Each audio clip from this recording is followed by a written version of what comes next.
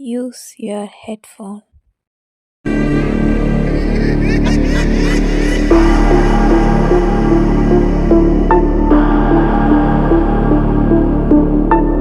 மது அருந்துதல் உடல் நலத்திற்கு தீங்கானது.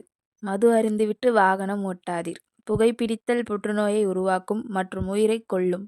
நண்பர்களுக்கு வணக்கம். ஒரு மீன்குளத்தை 3 நபர்கள் ஏலம் எடுத்து அந்த மீன்குளத்திற்கு காவலுக்காக இரவு நேரத்தில் சென்று அங்கு தங்கும் பொழுது அந்த மூவருக்கும் நடந்த மிகவும் அதிபயங்கரமான அமானுஷ்ய சம்பவத்தை தான் இன்னைக்கு நம்ம 8வது எபிசோடா பார்க்க போறோம். வாங்க நண்பர்களே, அந்த வீடியோக்குள்ள போகலாம்.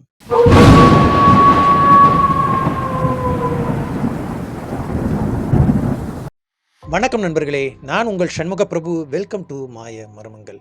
மேலும் நண்பர்களே, நமது சேனலை நிறைய நண்பர்கள் சப்ஸ்கிரைப் பண்ணாமல் பார்க்குறீங்க. நமது சேனலை சப்ஸ்கிரைப் பண்ணிட்டீங்கன்னா அது நமது சேனல் வளர்ச்சிக்கு மிகவும் பேருதவியாக இருக்கும். மேலும் இதுபோல உண்மையான அமானுஷ்ய சம்பவங்கள் உங்கள் வாழ்விலும் ஏதேனும் நடந்திருந்தால் அது நமது சேனலில் நீங்கள் ஒளிபரப்பணும்னு ஆசைப்பட்டீங்கன்னா கீழே தெரிகிற எனது வாட்ஸ்அப் எண்ணுக்கு ஒரு வாய்ஸ் மெசேஜ் அனுப்புங்க நண்பர்களே. அந்த உண்மை சம்பவம் நமது சேனலில் ஒளிபரப்பப்படும். நான் ஏற்கனவே சொன்னது போல் 2015 காலகட்டத்தில் நடந்த இந்த உண்மை சம்பவம்.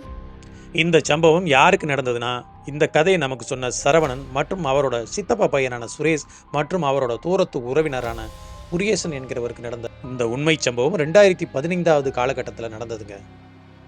அந்த சம்பவத்தை அந்த சரவணன் நமக்கு சொல்லும் பொழுதே மிகவும் பயந்தபடி கவலையுடன் நடுங்கியபடியே நமக்கு அந்த சம்பவத்தை சொல்லியிருக்காருங்க. வாங்க அந்த உண்மை சம்பவத்துக்குள்ளே போவோம். இந்த சரவணன் என்கிற ஒரு வெல்டர் வேலை செஞ்சுக்கிட்டு இருக்காருங்க. அவருக்கு அந்த காலகட்டத்தில் திருமணமாகி 2 ஆண்டு காலம் மட்டும்தான் ஆகுது. சிறிய பெண் குழந்தை ஒன்று கை குழந்தையாக இருக்கிறாங்க. இந்த சம்பவம் எங்கே நடந்தது அப்படின்னு பார்த்தோம்னா, சென்னை பக்கத்தில் பெரியபாளையம் அப்படிங்கிற ஏரியாவுக்கு பக்கத்தில் இருக்கிற ஒரு சிறிய கிராமத்தில் நடந்தது. இந்த சரவணன் ரெட்டில்ஸ் பக்கத்தில் உள்ள ஒரு சிறிய ஏரியாவில் வசிச்சுக்கிட்டு இருக்காரு. இவர் வெல்டிங் தொழில் செஞ்சுக்கிட்டு இருக்காரு. இந்த தொழிலை தான் அவர் வாடிக்கையாக செஞ்சுக்கிட்டு இருக்காரு. கூடவே அவருடைய சித்தப்பா மகன் சுரேஷ், கிட்டத்தட்ட அவருக்கு ஒரு 18 வயதுலேருந்து 20 வயதுக்குள்ளே இருக்கும். அவரும் இவர் கூடவே அந்த வெல்டிங் தொழிலில் இவருக்கு கையால் இருக்கார். மற்றும் மீன் பிடிக்கிறதுக்கு அவரும் இவர் கூடவே செல்வார்.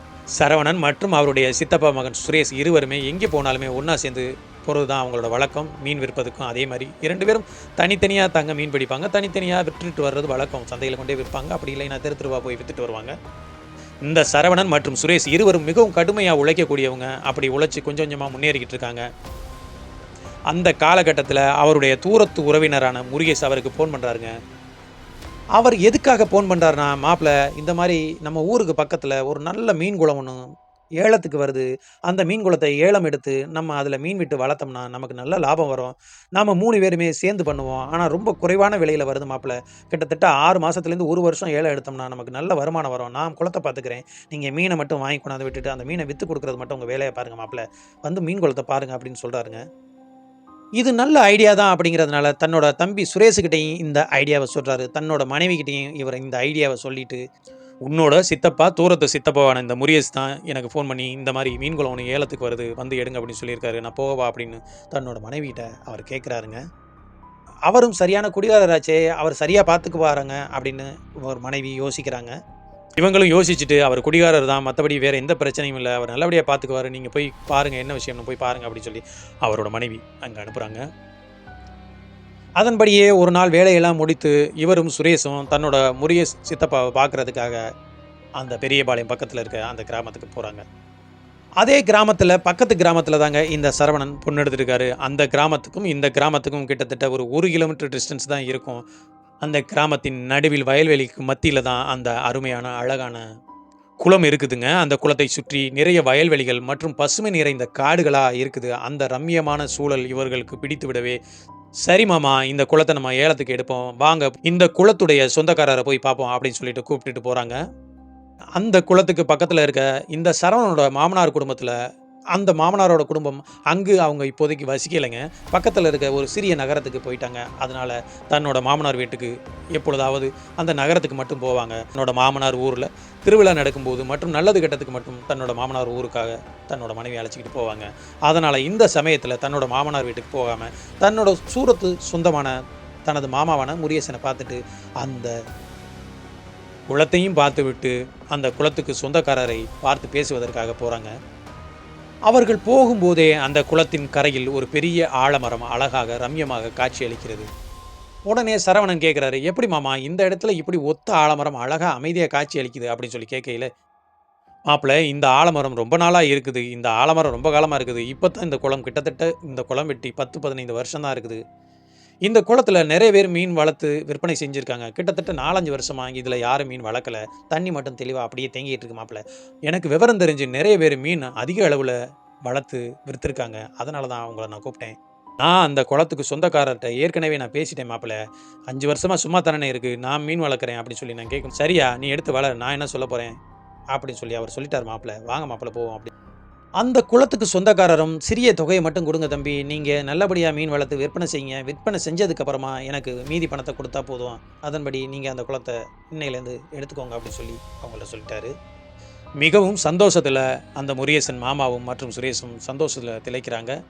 ஆனா, இந்த சரவணனுக்கு சிறிய சந்தேகம். இவ்வளோ பெரிய குளம், அழகான குளம், நல்ல நீர்நிலையோட இருக்கிற இந்த குளத்த இவ்வளோ சிறிய தொகைக்கு ஏன் மீன் குளத்த ஏலம் குடுக்குறாரு? அப்படின்னு யோசிச்சுக்கிட்டே வர்றாரு. உடனே முருகேசனும் அவர் தோளை தட்டி, "என்ன மாப்பிள ஒரே யோசனையா இருக்கிறியே?" அப்படின்னு சொல்லி கேட்கும்போது, "இல்ல மாமா 5 வருஷமா யாருமே இந்த மீன் குளத்தில மீன் பிடிக்க வரல. அப்படி யாரும் ஏலம் எடுக்கவும் வரல. இவ்வளோ சிறிய தொகையோட இந்த மீன் குளத்த நமக்கு ஏலத்துக்கு குடுக்குறாரு. அதுதான் எனக்கு சிறிய சந்தேகமா இருக்குது மாமா" அப்படி சொல்லி இந்த சரவணன் யோசிக்கிறாருங்க. "அட போ மாப்பிள, இந்த ஊர்ல இருக்கவங்கலாம் ஒரே சோம்பேறி. இவங்க எங்கே மீன பிடிச்சு வளர்த்து இத வித்து காசாக்க போறாய்ங்க. 5 வருஷமா சும்மா தான் இருந்துச்சு. அத நான் எப்போ சரியான தருணத்தில கேட்கலாம்னு காத்துக்கிட்டு இருந்தேன். சரியான தருணத்தில கேட்டேன். அவரும் சரின்னு சொல்லிட்டாரு. அப்புறம் தான் மாப்பிள உனக்கு ஃபோன் பண்ணேன். வேற எதுவும் யோசிக்காத. நீ மீன வாங்கி விட்டுட்டு மட்டும் போ. நான் அத வளர்த்து விக்கும்போது உனக்கு சொல்றேன். வந்து நீ பாரு மாப்பிள" அப்படின்னு சொல்லி அவங்க 2 பேரையும் வழி அனுப்புனாருங்க. அதன்படியே சரவணனும், சுரேஷும் தன்னோட வீட்டுக்கு போயிட்டு தன்னோட மனைவிகிட்ட நடந்ததெல்லாம் சொல்றாருங்க. தன்னோட மனைவிகிட்ட போய் சொல்றாரு, "அந்த குளம் மிகவும் அழகாக இருக்குதுப்பா. அது பக்கத்துல ஒரு பெரிய ஆலமரம் இருக்குது. சுத்தி வயல்வெளிகள். அந்த குளத்தில் நிறைய தண்ணீர் இருக்கு. அந்த குளமும் பெரிய குளமா இருக்குது. அந்த குளத்துல நம்ம மீன் வளர்த்தோம்னா நமக்கு நிறைய லாபம் கிடைக்கும்" அப்படின்னு சொல்லி சந்தோஷப்படுறாரு. "உனது ஊருக்கும் அந்த ஊருக்கும் இடையில கரெக்டா சரியா 1 கிலோமீட்டர் இருக்கு. அந்த குளத்த பத்தி உனக்கு ஏதாவது தெரியுமா?" அப்படி சொல்லி தன்னோட மனைவிட்ட கேட்கிறாரு. தன்னோட மனைவியும், "தனக்கு எதுவும் தெரியாதுங்க. அந்த குளத்த பத்தி எல்லாம் தெரியாது. நாங்க அந்த குளத்துக்குலாம் போக மாட்டோம்.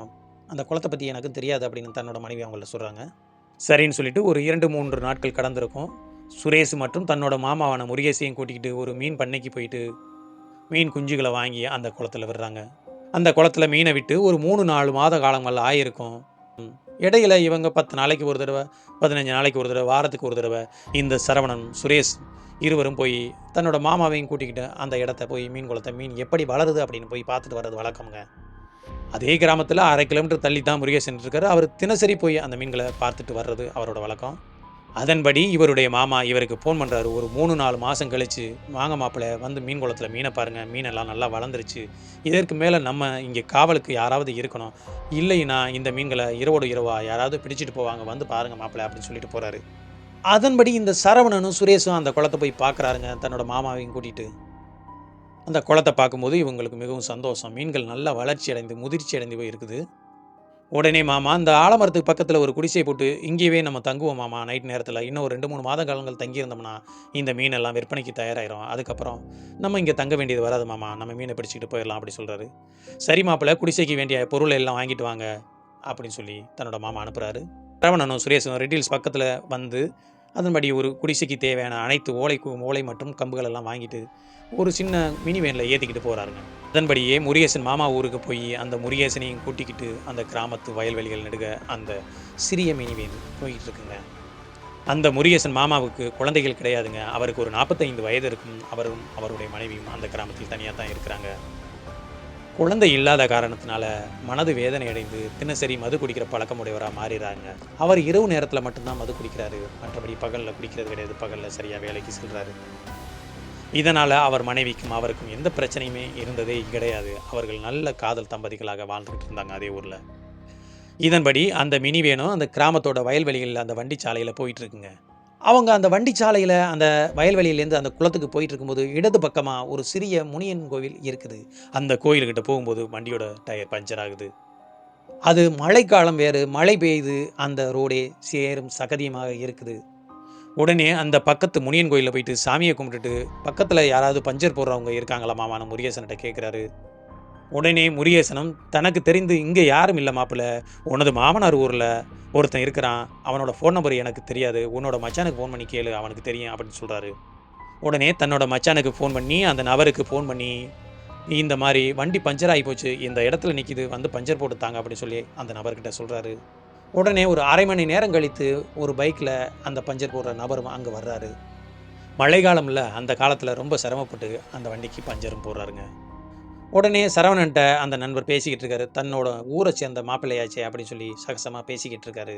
எங்கே மாப்பிள்ளை குடிலுக்கு தேவையான ஜாமாங்கெல்லாம் எடுத்துகிட்டு போறியா அப்படின்னு சொல்லி கேட்கும்போது, உடனே இந்த சரவணன் அவர்கிட்ட, இல்லை மாப்பிள்ளை, பக்கத்தில் ஒரு மீன் குளம் ஏலத்துக்கு எடுத்தோம், அந்த மீன் குளத்துக்கு காவலுக்காக ஒரு குட்டகை போட்டு அங்கே தங்குறதுக்காக தான் இந்த ஜாமாங்கெல்லாம் ஏற்றிட்டு போகிறோம் அப்படின்னு சொல்லி அந்த நண்பர்கிட்ட இந்த சரவணன் சொல்கிறாருங்க. சிறிது திடுக்கிட்டு, எந்த குளம் மாப்பிள்ளை, அந்த குளமா அப்படின்னு சொல்லி திகைப்போட கேட்குறாரு. உடனே சரவணனும், ஆமாம் மாப்பிள்ளை, அந்த குளம் தான், என்ன அப்படிங்கல. உடனே இந்த பஞ்சர் போட வந்தவரும், ஒன்றும் இல்லை மாப்பிள்ளை, சும்மா தான் கேட்டேன் அப்படின்னு சொல்லிட்டு, சரி பணத்தை கொடுங்க நான் கிளம்புறேன்ட்டு வேகமாக பணத்தை வாங்கிட்டு அந்த இடத்த விட்டு போயிடுறாருங்க. உடனே சரவணனுக்கும் மனசில் ஒரு யோசனை, இன்னும் இவ்வளோ நேரம் நல்லா பேசிக்கிட்டே இருந்தான், திடீர்னு அந்த குளத்தை பற்றி பேசினோன்னே உடனே பணத்தை கொடு அப்படின்னு சொல்லிட்டு வாங்கிட்டு போகிறானே, சரின்ட்டு யோசிச்சுக்கிட்டு மூவரும் அந்த இடத்த நோக்கி போகிறாங்க. அந்த இடத்துக்கு போனோன்னே அந்த குளத்தை பார்த்தோன்னே சரவணனுக்கு மிக்க மகிழ்ச்சிங்க. மீன்லாம் இவ்வளோ சீக்கிரம் வளரும்னு அவர் எதிர்பார்க்கவே இல்லை. அவர் நினச்சதை விட நிறைய மீன்கள் நல்லபடியாக வளர்ந்துருந்துச்சு. உடனே அந்த இடத்துல குடில் போட ஆரம்பிக்கிறாங்க. இந்த சரவணன் மற்றும் சுரேஷ் தனது மாமா 3 பேருக்கும் குடில் போடுறது ரொம்ப பழக்கப்பட்ட விஷயம் அப்படிங்கிறதுனால அவர்கள் மூவருமே அந்த இடத்துல குடில போடுறாங்க. இன்றைக்கே அந்த குடில போட்டு முடிக்கணும், நாளைக்கு ஒரு பில்டிங்கில் வெல்டிங் வேலை இருக்குது அப்படிங்கிறதுனால இன்னைக்கு எவ்வளவு நேரம் ஆனாலும் குடில போட்டு முடிச்சிடணும் அப்படின்னு சொல்லி முடிவு பண்ணுறாங்க. அதன்படி மூவரும் அந்த இடத்துல குடில் போட்டு முடிக்கிறாங்க. முடிக்கிறதுக்கு இரவு 8 மணி ஆகுது. அது நல்ல நிலா வெளிச்சம் வேறு. 6 மணிக்கே சரவணன் தன்னோட முருகேசன் மாமா கிட்ட, மாமா 3 பேருக்கும் சாப்பிட்றதுக்கு ஏதாவது வாங்கிட்டு வாங்க அப்படின்னு சொல்லி அனுப்புகிறாரு. உடனே அவரோட முருகேசன் மாமாவும், மாப்பிள்ள, நம்ம தான் குடிசை கட்டும்போதே இங்கே தங்குறதுக்கு ஏதாவது சமைக்கலாம் அப்படிங்கிறக்காண்டி தேவையான சாமான்லாம் அந்த மூட்டையில் கட்டி வச்சுட்டேன் மாப்பிள்ள, அதை எடுத்து உள்ளே வைங்க, நான் சமைக்கிறதுக்கு தேவையான ஏதாவது பொருள் இருந்தால் வாங்கிட்டு வரேன் அப்படின்னு சொல்லிட்டு தன்னோட மாமா போகிறாரு. நேராக போனவர் மளிகை ஜாமான் வாங்கிட்டு அன்றைக்கு தேவையான மளிகை பொருட்களை வாங்கிட்டு ஒரு கையில் ஒரு கோழியையும் பிடிச்சிட்டு வராரு. அது பிராய்லர் கோழி தாங்க. என்ன அப்படின்னா, இவர் மது பிரியர் அப்படிங்கிற காரணத்தினால மறுநாள் காந்தி ஜெயந்தி, மாப்பிள்ளை இன்னைக்கு ஒரு நாள் எல்லாருமா உட்காந்து சரக்கு அடிச்சுட்டு இந்த கறியை இங்கேயே நம்ம ஃப்ரை பண்ணி சாப்பிடுவோம் அப்படின்னு சொல்லிட்டு வாங்கிட்டு வந்திருக்காரு. சரவணன் மற்றும் சுரேஷ் இருவரும் மது குடிக்கிற பழக்கம் இல்லைன்னு அவருக்கு தெரியும். இருந்தாலும் ஒரு ஃபார்மாலிட்டிக்காக அவங்கள்ட்ட கேட்குறாரு.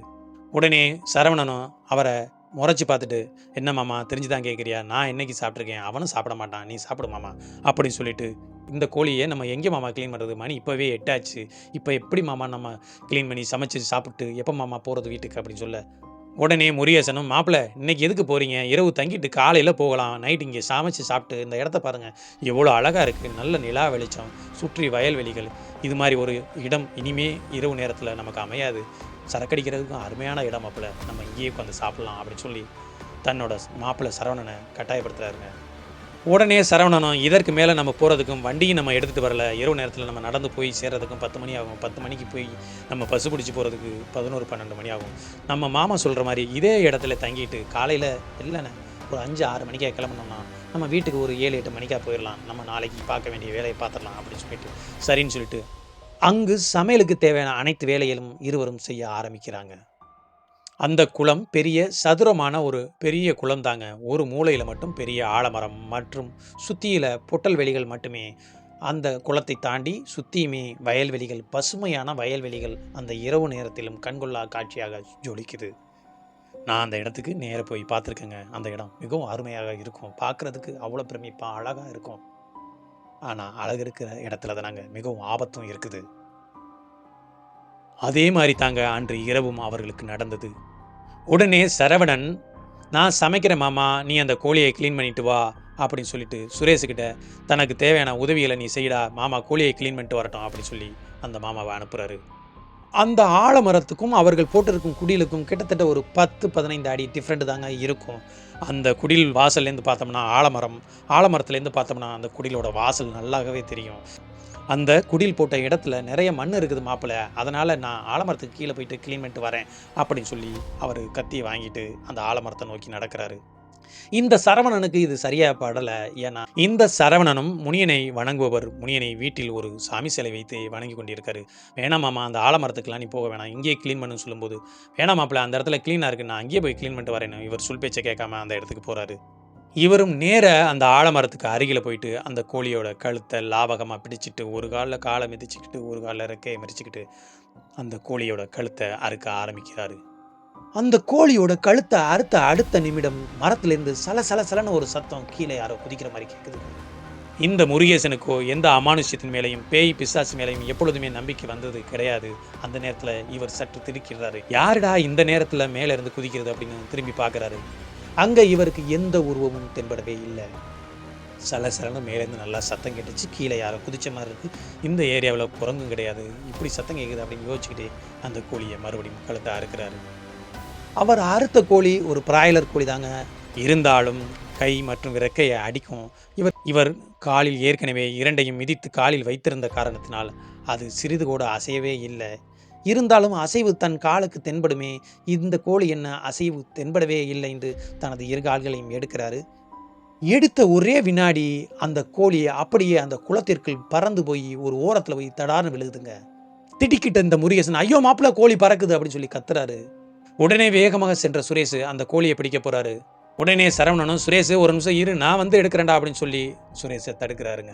உடனே சரவணன் வேகமாக போய் அந்த கோழியை தன்னோட காலால் தட்டி விட்டு கரைக்கு இழுத்து அந்த கோழியை காலில் மிதிச்சே எடுக்கிறாரு. மிதிச்சு பார்த்தா சரவணனுக்கு ஆச்சரியம். கழுத்து அறுபட்ட கோழி எப்படி மாமா அங்கேருந்து பறந்து வந்துச்சு, அதுவும் பிராய்லர் கோழி இவ்வளோ தூரம் எப்படி வந்துச்சு அப்படின்னு சொல்லி கேட்கும்போது, அதுதான் தெரியல மாப்பிள்ள, இது நல்ல வீரியமான கோழி போல இருக்குது, இன்றைக்கி நமக்கு நல்ல வேட்டை தான், பா மாப்பிள்ள அப்படின்னு சொல்லி அந்த கோழியை வாங்கிட்டு போயிட்டு அதே இடத்துல வச்சு க்ளீன் பண்ண முற்படுறாரு. உடனே சரவணன், மாமா அந்த இடம் வேணாம், வா மாமா, இங்கே நல்ல நிலா வெளிச்சம் இருக்குது, அந்த இடத்துக்கு கீழே ஒரு வெளிச்சமும் தெரியல, வா மாமா அப்படின்னு சொல்லி வலுக்கட்டாயமா அவரை குடிசைக்கு முன்னாடி கூட்டிகிட்டு போகிறாரு. இரவு 9-10 மணி ஆகுதுங்க. இவங்க அந்த கோழியை க்ளீன் பண்ணி சமைச்சு சாப்பிட்டு முடிக்க 10-11 மணி ஆயிடுது. தன்னோட மாமாவும் மறுநாள் காந்தி ஜெயந்தின்னு எக்ஸ்ட்ரா ஒரு பாட்டில் வாங்கிட்டு வந்தாருங்க. அதையும் சேர்த்து, பத்தலை மாப்பிள்ள, நான் இன்றைக்கே குடிச்சிக்கிறேன், நாளைக்கு யாராவது மாட்டுவாங்க, அவங்கள்ட்ட நான் வாங்கிக்கிறேன் மாப்பிள்ள அப்படின்னு சொல்லி இரு பாட்டிலையும் அதே இடத்துல அதே நேரத்தில் குடிச்சிடறாருங்க. குடித்ததுக்கப்புறம் சாப்பிட்டு விட்டு மூவரும் ஒரு 10-11-30 மணி அளவில் குடிசைக்கில் போய் படுக்கிறாங்க. குடிசை ஆலமரத்தை பார்த்து தான் இருக்குது. ஆலமரத்துக்கும் இந்த குடிசைக்கும் ஒரு 10-15 அடி தான் இருக்குது. குடிசையில் சும்மா ஒரு கம்பில் ஒரு சாக்கு பையை தச்சு கதவு மாதிரி ரெடி பண்ணியிருக்காரு சரவணன். அந்த குடிசையை திறந்து உள்ளே போனோம்னா இடது பக்கமே ஒரு கட்டில் வீட்டிலேருந்து அவருடைய முருகேஷ் மாமா எடுத்துகிட்டு வந்திருக்காரு. அந்த கட்டிலில் படுத்திருக்க. அதை தாண்டி அந்த குடிசையோட ஓரமாக முதல்ல சரவணன் படுத்திருக்காரு. சரவணனுக்கு அப்புறமா சுரேஷ் படுத்திருக்காருங்க. இவர்கள் மூவரும் வேலை செய்த அலுப்பில் நல்லா சாப்பிட்டுட்டு அசந்து தூங்குறாங்க. மணி 1 மணிக்கு மேலே இருக்கும். அந்த நேரத்தில் இந்த சுரேஷ் ஏதோ சத்தம் கேட்டு மெல்ல முழிக்கிறாரு. இந்த சுரேஷ் மெல்ல முழிச்சு இந்த சத்தம் எங்கேருந்து வருது அப்படின்னு மெதுவாக காதை கூர்ந்து கவனிக்கிறாரு. அந்த சத்தம் வரும் திசையை நோக்கி காதை வச்சு கேட்கும்போது அந்த குரல் ஒரு பெண்ணோட அழுகுரல் மெதுவாக கேட்குதுங்க. அந்த குரலை கேட்ட திடுக்கிட்ட சுரேஷ் மேலும் போர்வையை இழுத்து போத்திட்டு படுக்க முற்படுறாரு. அவருக்கு மிகவும் பயமாக இருக்குங்க. எந்த இடம்னே தெரியாமல் புதிய இடத்துல புதிய ஊரில் ஒரு ஏரிக்கிற ஓரத்தில் வந்து நம்ம எந்த தைரியத்தில் படுத்திருக்கோம், அதுவும் பக்கத்தில் அந்த ஆலமரம் பார்க்குறதுக்கு மிக பயங்கரமாக இருக்குது. தன்னோட அண்ணனை எழுப்பலாம் அப்படின்னு யோசிக்கிறாரு. உடனே இந்த சுரேஷ், நம்ம 3ஆவதை தான் படுத்திருக்கோம், அப்படி யார் வர்றதா இருந்தாலும் நம்ம மாமாவையும் மற்றும் நம்மளை அண்ணனை தாண்டி தான் வரணும், இந்த நேரத்தில் உங்களை எழுப்பி அவங்கள ஏன் நம்ம தொந்தரவு செய்யணும் அப்படின்னு சொல்லிட்டு பயந்துக்கிட்டே இழுத்து பற்றிட்டு படுக்கிறாரு. படுத்து தூக்க முற்பட்ட அந்த சுரேஷ் தனக்கு தூக்கம் வராத காரணத்தில் புரண்டு புரண்டு படுக்கிறாரு. மறுபடியும் ஒரு சத்தம் கேட்குதுங்க. அந்த சத்தம் ஒரு பெண்ணோட கொலுசு சத்தம் மெதுவாக சலக்கு சலக்குன்னு கேட்குது. மற்றும் அந்த சத்தத்தோட ஒரு பெண்ணோட முனகல் குரல் மட்டும் கேட்குது. அந்த முனகல் குரல் கேட்டுக்கிட்டே இருக்கு. உடனே சுரேஷ் பயந்து மெல்ல போர்வையை விலக்கி பார்க்குறாருங்க. அந்த காலடி சத்தம் மெதுவாக அந்த குடியில் சுற்றி சுற்றி வருது. இந்த சுரேஷ் பயந்தாலும் இங்கே என்ன நடக்குது அப்படின்னு சொல்லிட்டு மெதுவாக பார்க்கலாம் அப்படின்னு தன்னோட போர்வையை மெதுவாக விலக்கிட்டு வெளியே பார்க்குறாரு. இந்த கொலுசு சத்தம் மற்றும் இந்த முனகல் சத்தம் மெதுவாக அப்படி குடிசைக்கு முன்னால் வந்து நிற்கிது. இது எதுவாக இருக்கும் அப்படின்னு ஒரு ஆர்வத்தில் மெதுவாக போர்வையை விலக்கி வெளியே பார்க்குறாருங்க. அந்த சாக்குப்பை போட்ட அந்த மரக்கதவு மெதுவாக திறக்குது. மெதுவாக திறந்த அந்த கதவு தன்னோட மாமா பேரை சொல்லி முருகேசன்னு சொல்லி அழைக்குதுங்க. அந்த பெண் வாசப்படியை தாண்ட முற்படும்போது அவளால் உள்ளே வர முடியலை. ஆனால் அது பெண்ணோட உருவம் மாதிரியே தெரியல. அந்த நிலா வெளிச்சத்தில் ஒரு உருவம் மட்டுமே தெரியுது.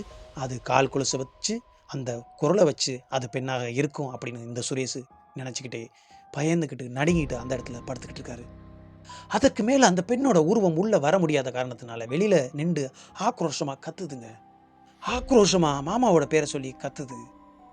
அது என்ன சொல்லி கத்துதுன்னா, "ஏய் நீயே எந்திரிக்கிறியா, இல்லை நானே இந்த குளத்தில் ஒன்று தூக்கி கொண்டே போடவா" அப்படின்னு சொல்லி சத்தம் போடுது. இதற்கு மேலே என்ன நடக்குதுன்னு கொஞ்சம் பொறுமையாக பார்ப்போம் அப்படின்னு சொல்லிட்டு பயத்தை உள்ளடக்கிட்டு அந்த சுரேஷ் மீண்டும் அதை கவனிக்கிறாரு. அவர் பார்க்கும்போது அந்த பெண்ணோட கையை மட்டும் தன் மாமா படுத்திருக்க அந்த கட்டில நோக்கி மெதுவாக வருதுங்க.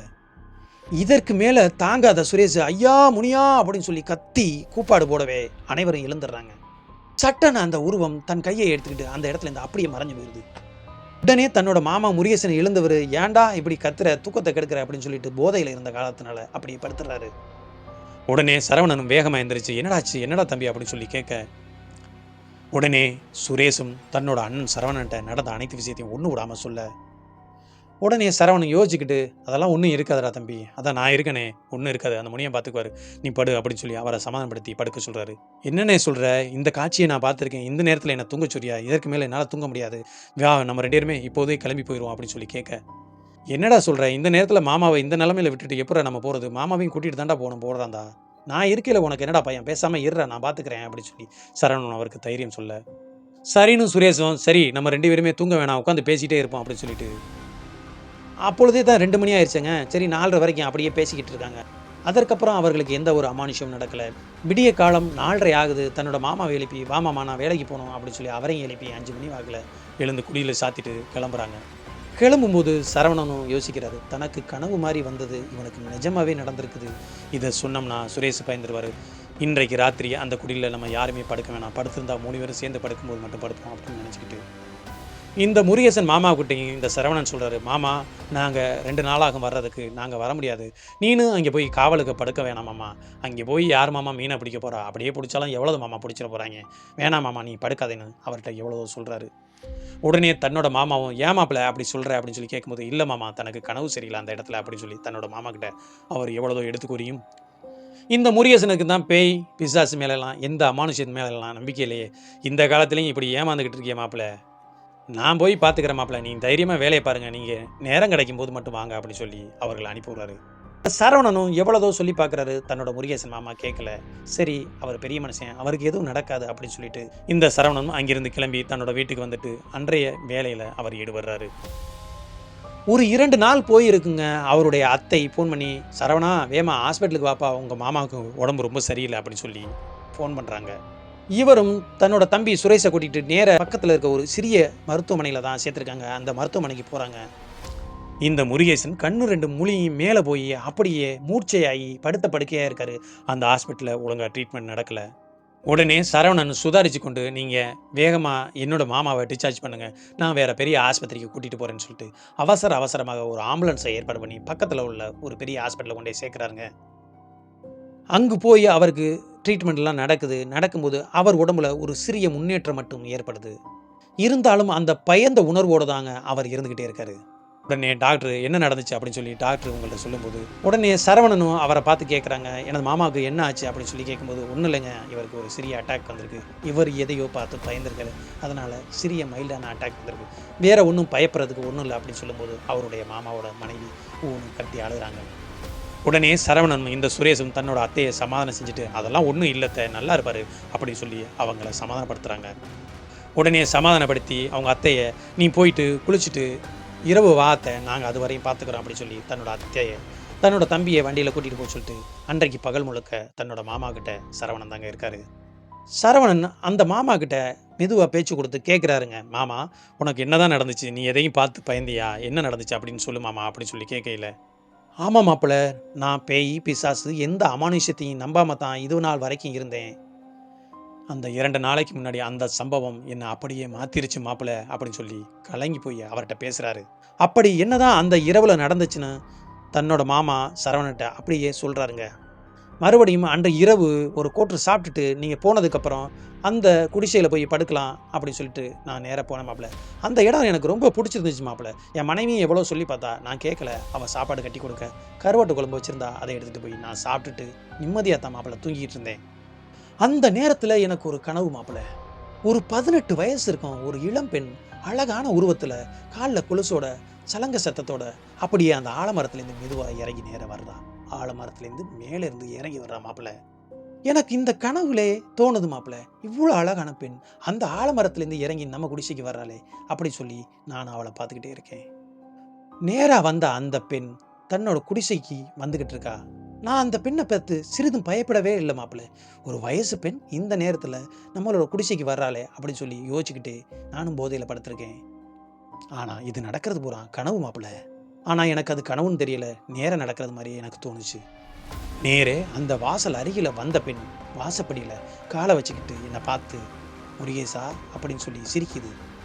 உடனே எனக்கு சற்று கோபமாக இருந்தாலும் இந்த பெண் யாருன்னே தெரியல, என் வயசு என்ன இருக்கும், இந்த பெண்ணுக்கு என்ன வயசு இருக்கும், இந்த பேரை சொல்லி கூப்பிடுதே அப்படின்னு சொல்லி அந்த பெண்ணை நான் ஒத்து பார்க்குறேன்.